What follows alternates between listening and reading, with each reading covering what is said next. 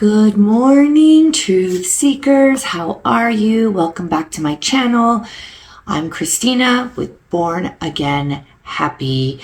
Thanks for joining. We are on workbook lesson 84.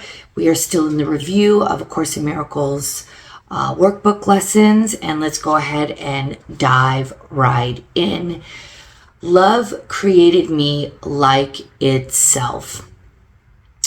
I am in the likeness of my Creator. I cannot suffer, I cannot experience loss, and I cannot die. I am not a body. I would recognize my reality today. I will worship no idols, nor raise my own self-concept to replace myself. I am in the likeness of my Creator. Love created me like itself. You might find these specific forms helpful in applying the idea.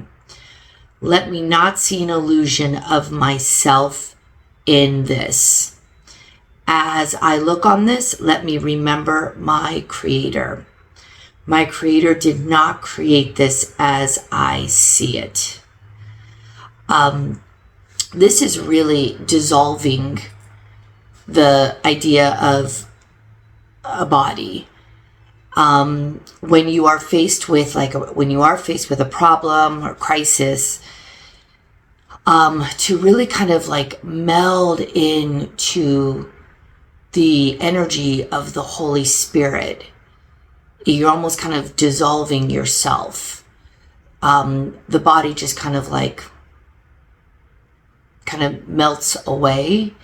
And when you feel that energy of that holy connection, that Holy Spirit connection, you do know that you have no problems, and you quickly remember where you came from and what you're meant to embody. And I know, again, it's not burying your head in the sand from life that's happening around you, but you must trust that no matter what is going on around you, you have the power, by remembering that connection and knowing it is already been solved. And I know you're thinking, but it hasn't been solved. The problem is right in front of me and I need to think or act fast. You never really have to think or act fast unless a building is about to fall on top of you, in which case your instinct, which will be basically Holy Spirit, will come in and say, go left, roll right, or just run your ass off, whatever. But for the most part, majority of your problems are not in emergency, in the moment type situations. But you must have to understand, even if you can recite this to yourself, I don't know what the answer is. The Holy Spirit will show me the way. That will bring you back in the present moment, which will bring you some clarity, which will calm your nervous system, which will kind of soften everything so that you can come to solutions. So your body isn't in a state of complete stress and anxiety and stiffness from head to toe. That shit'll kill you. And being in that level of stress, as many times as you can remember your body kind of going through that. I know I put my body through hell when I had to deal with some what I thought were like super, super stressful. I used to smoke cigarettes, and I would be smoking when I'm thinking that was making me feel better. No, that wasn't. I was I knew that I was injuring my body with the amount of stress. So if anything, just to relieve your body, just to get your body into more of a relaxed state. And I know that this lesson is talking about you don't have a body, but you can actually go into that light being that is what you truly are, your true nature. Reconnect to that, and you won't feel your body anymore. You're actually going to relax into that stream. And yes, your body will disappear in essence. It takes practice, practice, practice. But you got this, got this, got this. Okay. The second idea, love holds, oh, I love this one. Love holds no grievances. Grievances are completely alien to love. And honestly, the bottom line is if you are not feeling love, you are feeling hate. And it is that simple. Well, let me backtrack. If you are not feeling love, you are feeling fear. Because hatred is a form of fear. Hatred comes from fear. A fear of, by me disliking you because of what you've done, it keeps me in a state of like protection. Protection from what? That I'm not going to let you do that thing to me again. I don't want to become a victim by softening my heart. I'm going to put up my wall, my barriers. I mean, all of that is from fear. So it's not necessarily like love. The opposite of love is hate. The opposite of love is fear.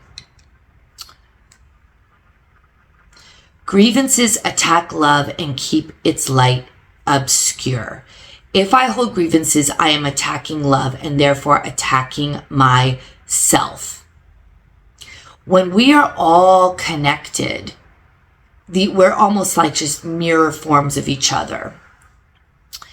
And by attacking somebody in your mind, you are essentially attacking yourself. Because you're saying, well, you know, we are connected. We came from the same place, which we're light. We're going back to the same place, more light. We are light. And so I'm attacking light, which means I'm attacking myself because we are the same. Now, don't get it twisted. The costumes are going to be different, but that's the ego. That is not the truth. The ego is this holographic projection that it's like the clouds. You can stick your hand right through it. Just do this and you will clean your lens. Clean that filter that the ego is looking through and clean it up. But I'm telling you,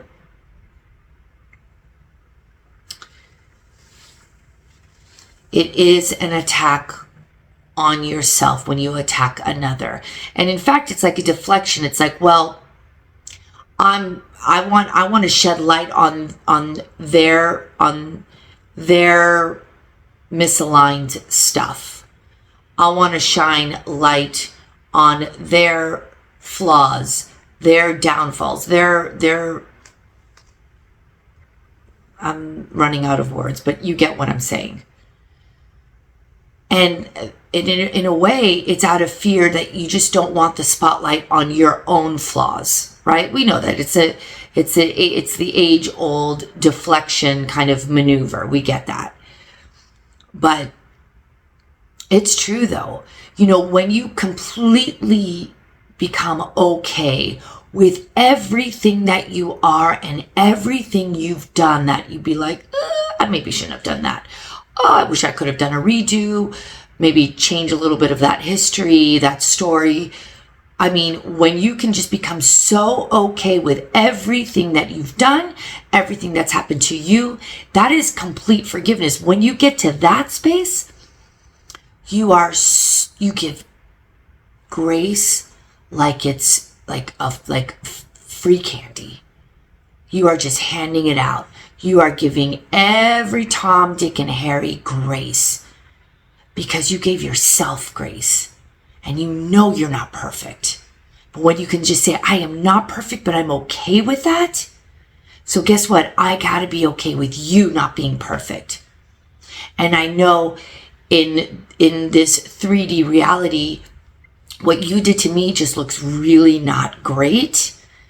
And maybe most may not forgive that action. And again, it's not about forgiving the action, but just like giving them the space to fuck up. Because you have effed up in your own life too, in some way, shape, or form. And if you're sitting there saying, nope, I've never done anybody dirty. I mean, really? You've never talked about somebody in not the most positive way. I mean, you've never had a thought of just about anybody, your family, nobody. I mean, let's get real. Everybody has. That's what makes us human, sadly. We are all trying to, this work is trying to get us to become superhuman. What does that mean? Be benevolent and everybody, bow down to our feet? Absolutely not. Look past all of this shit. Just go beyond it and know the truth of beyond what was going on, the mucky stuff. Nobody wants to play in that mud anymore, really. It's outdated. Now it's time to just say, hey, I know what happened back there was not a good look for you or for me. If I engaged with it, wasn't a good look. Let's just give it some space. Okay, it doesn't mean that we have to be best buddies, braid each other's hair, have sleepovers, whatever. No, but we are here for the lessons, and the lessons are the growth, period. So make your mistakes, be okay. Obviously, if you keep doing the same mistake over and over, that's not going to feel very good. I mean, that gets to be silly and kind of a waste of time for everybody after a while. And that just becomes more of a self-sabotage situation. But I mean, sometimes it takes some time to break patterns. But listen, even if you do continue to repeat patterns, that's when the ones on kind of this side of this book are saying, okay, you're not ready to give up the pattern. That's fine. It's not your time. I'm going to be over here, kind of focusing on growth and maybe positivity and decisions that feel good. I'm going to leave you here. I'm not hating on you. You're not less than. You're just here.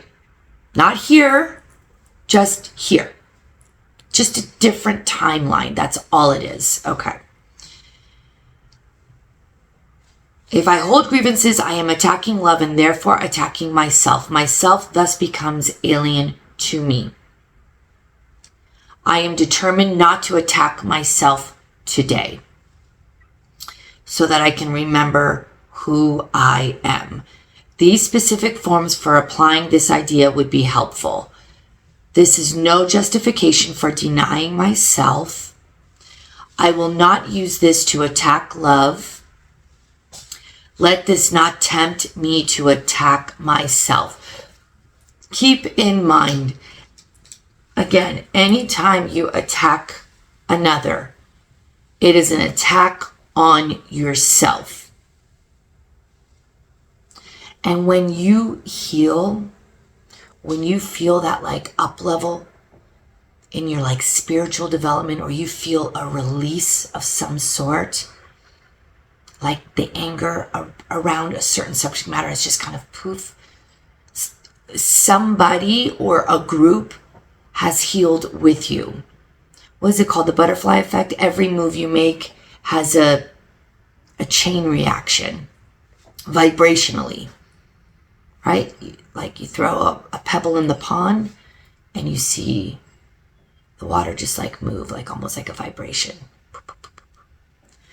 Keep that in mind. I mean, if you've gotten this far with me through this particular video or on this journey, I've posted, I don't know, maybe 10, 15 videos specifically on these, on the workbook lessons.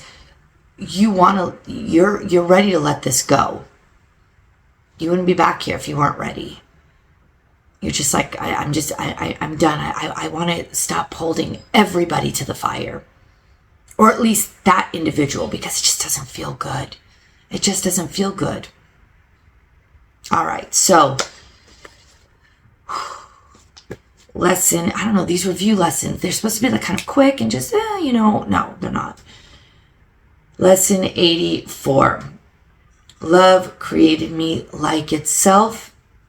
And love holds no grievances. Thank you so much for joining me again today. And I wish you a very blessed day. Take care.